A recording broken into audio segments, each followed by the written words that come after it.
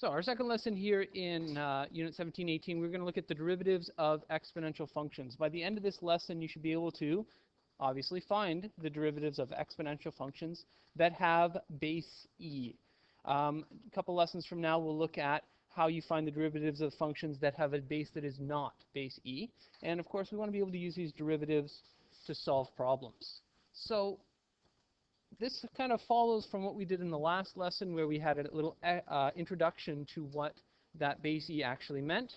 And in that lesson, we learned that if our function was something like y equals e to the x, then our derivative was also e to the x. Okay? So y is e to the x, y primed is equal to e to the x. Now, this is a pretty easy derivative rule to remember. Most of the time, this ends up getting combined with the chain rule. So if we've got some function that is e to some function g at x, we've got a composite function here. And so we have to use the chain rule to find the derivative. So use chain rule. Our derivative will be, well, let's remember the chain rule here. We want to take the derivative of the outer function. So our outer function in this case is the e to the something part. Okay? So the derivative of e to the something is always going to be e to that something. So the first part of our derivative is e to the g of x. Okay? Just our original function again. But if we're using the chain rule, we have to multiply this by the derivative of that inner function. So our inner function is the g to the x, so we have to multiply this by g primed at x. So let's take a look at some examples here. First one, I've got y equals e to the 5x. So this looks like a fairly simple function, but it is in fact a composite function.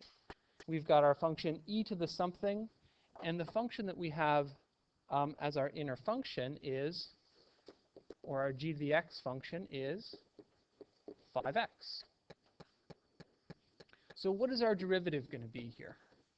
Well, applying that chain rule that we've got, it's going to be our original function, e to the 5x, times the derivative of 5x, the derivative of what we see up there as our exponent. So the derivative of 5x is just 5. So there's our derivative, e to the 5x times 5. Okay.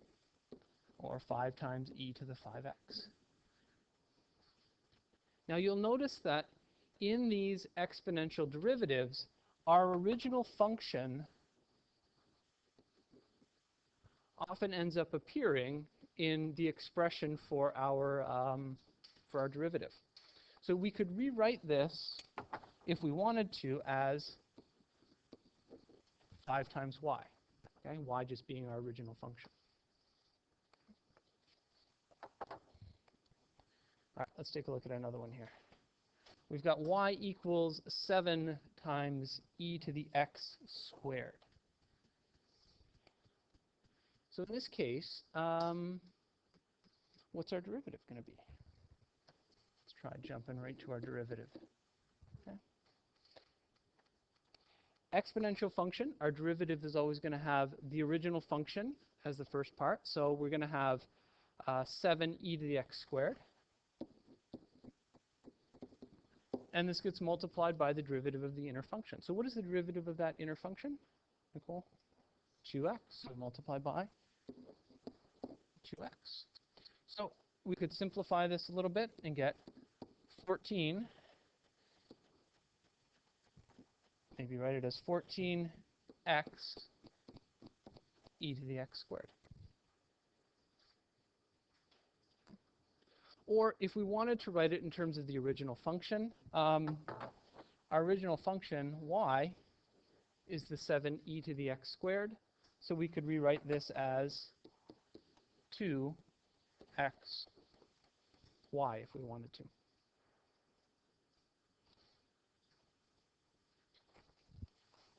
All right, one last example, and then we'll take a look at a couple of problems here. So y equals 6x to the power of 4 times e to the 3x plus 7.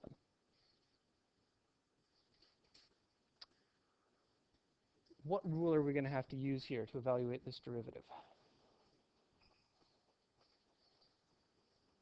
Malcolm.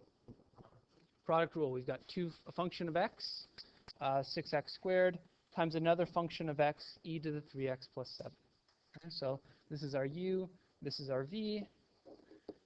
Product rule tells us that our derivative is going to be the derivative of that first function, so the derivative of 6x to the power 4, 24x cubed, times e to the 3x plus 7, plus our original function, 6x to the power 4, times the derivative of e to the 3x plus 7. So what is the derivative of e to the 3x plus 7 going to be? What do you think? Well, let's see. It's going to have the original function, e to the 3x plus 7, and then what else do we have to do, Maureen?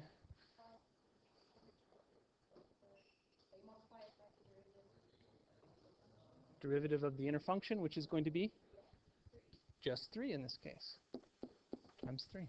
There's our derivative. Okay. So what should we do with this? Well, we can rearrange that second one a little bit.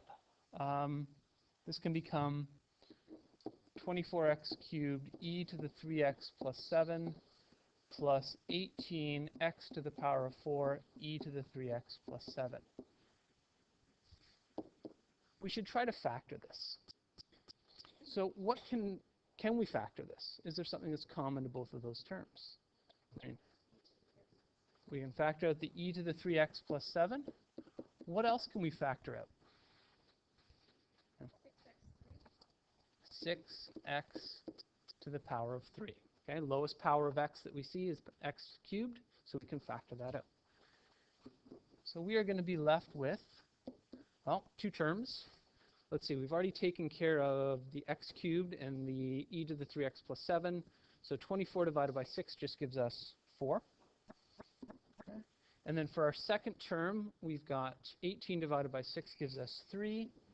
We factored out the e to the 3x plus 7, and we only factored out 3 of those x's, so we're still going to have an x left. So our factored form is 6x cubed e to the 3x plus 7 times 4 plus 3x. And you'd probably just leave it like that. Okay. So let's solve a typical calculus problem that involves an exponential function. Find the equation of the tangent to y equals x e to the negative x at x equals 1.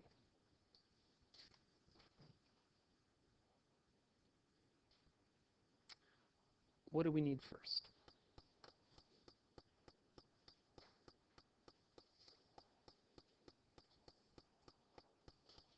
First step in any problem here. Wow, almost any. Malcolm. Let's find our derivative. Yeah. So what do we need to do to find our derivative here? What rules are we going to have to use? Product rule. Now, we've got a function of x, which is just x, another function of x, which is e to the negative x. So the derivative of x is just going to be 1 times e to the minus x plus original function there, u function there, x. What is the derivative of e to the negative x going to be?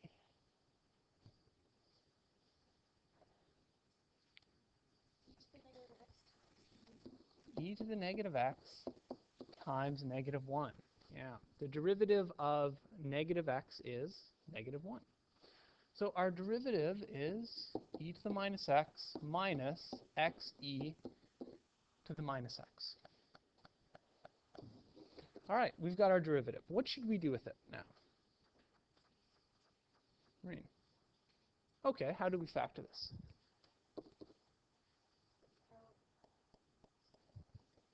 Sure. And what are we going to left with if we factor out e to the minus x? 1 minus x. Okay. Awesome. So we've got it factored. Where do we go from here? Keep going. Yeah, we want to evaluate this. We want the slope of the tangent at x equals 1, so we can sub in x equals 1. So we get e to the negative 1, 1 minus 1. What does this equal? 0. Is that okay? Is that going to give us a problem? Mitchell's shaking his head. Why isn't that a problem, Mitchell? What is that telling us? Yes. Okay, so it tells us the rate of change or the slope of the tangent. So if our tangent has a slope of 0, what does that mean about our tangent? Horizontal line, yeah. Tangent is horizontal. Okay, so we've got the slope of our tangent here is 0. We need to find a point that is on our line.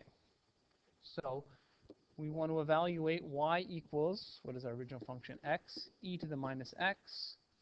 Let's sub in x equals 1. We get y equals 1, e to the minus 1. Or just e to the negative 1, or 1 over e. Okay. So to get the equation of our tangent, y equals mx plus b, we are going to sub in, let's see, our y value, 1 over e, our slope, 0, our x value, 1, and figure out what our intercept is.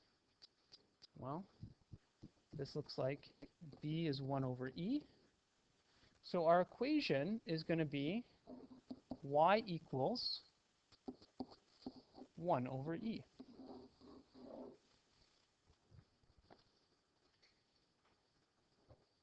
Which is the equation of a horizontal line.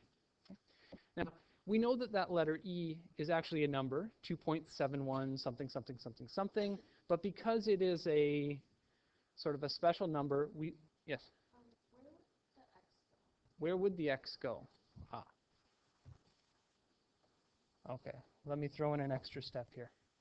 So we're using y equals mx plus b. We sub in our slope, our x value, like this. So this is gone, right? There we go. 1 over e. Okay. And so what I was saying was that even though we know what the value of e is, 2.7 something something something, we kind of just leave it in there as e wherever we can. So we give our answers exactly rather than calculating decimals. Now, having said that, if you're really stuck for how to manipulate that letter e in there and you need to calculate a decimal answer, don't let that stop you from trying to answer the question fully. Okay? But it's better to leave it in there and work with these exactly. Okay? All right, one more quick little example here. Find the derivative of y equals e to the x over x. Then find the slope of the tangent at x equals ln 2, and then find the critical numbers of the function.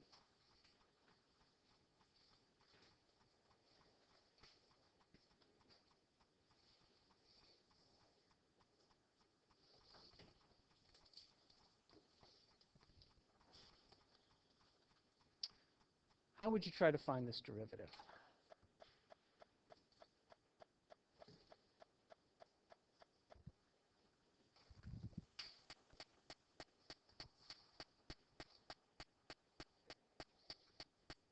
Yeah, so we can rewrite this as a product of two things. We can write it as y equals e to the x times x to the negative 1. And then what rule do we have to use? Well, we have to use the product rule. So our derivative is going to be, let's see, we've got u and v. Derivative of u is just e to the x times v, which is x to the minus 1, plus u times the derivative of v. Well, u is just e to the x again. Derivative of v is going to be, we've got to bring down the negative 1 and subtract 1 from our exponent to give us negative x to the negative 2. So just to simplify this a bit, e to the x let's do x to the negative 1 minus e to the x to the negative 2. And if we wanted to, we could factor it. We can factor out e to the x, and we can factor out x to the minus 2, lowest power of x that we see, and we are left with x minus 1. Or e to the x, x minus 1, all over x squared. Sorry. And I wrote x instead of e to the x. There we go. Okay, there's our derivative. Now we want to evaluate this thing at x equals ln 2.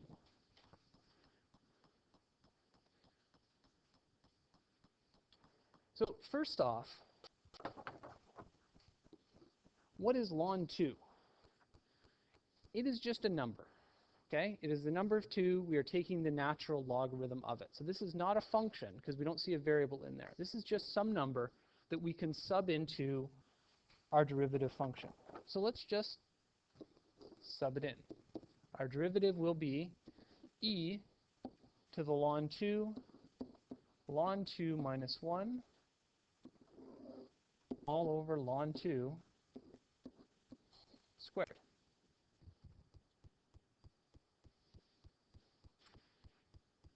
Can we do anything with this?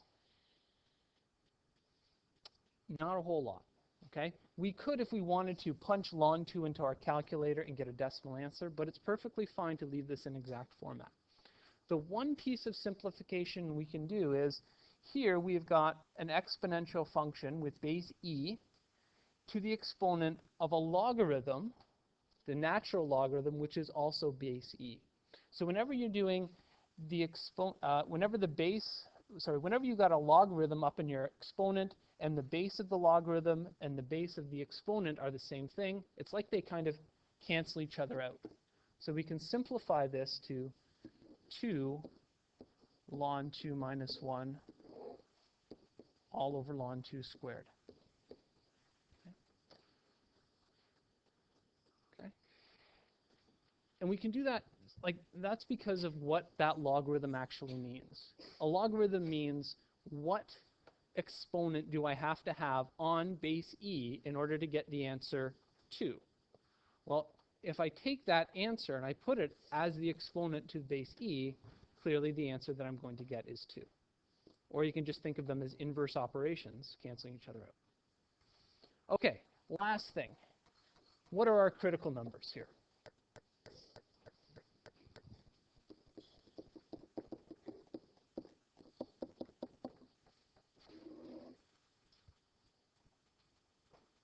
Well, we've got our derivative here. E to the x, x minus 1, all over x squared. Okay. How do we find critical numbers?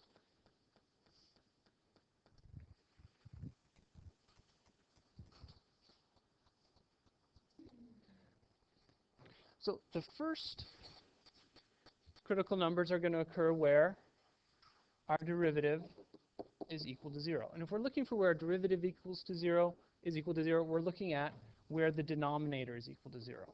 So we're going to take our denominator here and set it equal to 0.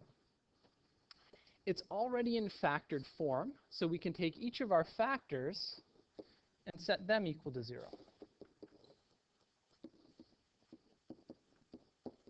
Okay? Which is the whole point of factoring, right? You factor it, you take each of your factors, set them equal to 0. And we try to solve both of them for x. So x minus 1 equals 0 gives a solution, x equals 1. What about e to the x equals 0? Is there a solution to that? Or how do we solve it?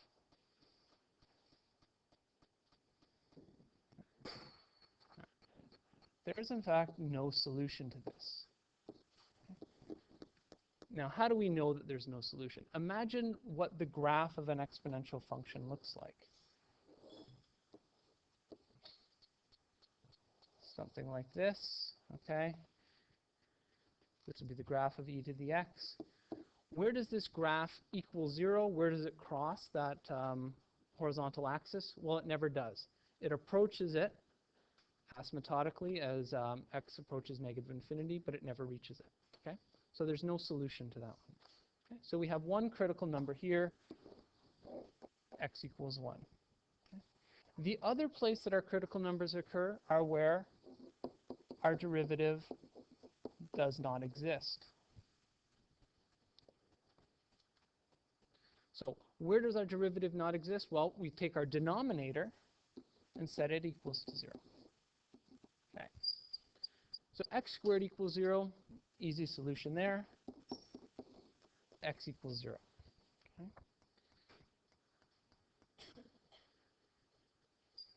Is this a critical number? We should double check. Okay. With exponential functions and with logarithmic functions, the domain of the function becomes tricky. Okay? So anytime you get a critical number, we should go back and check to make sure that that is in our domain. So our function is e to the x over x. If we sub in x equals 0, we get e to the 0 over 0.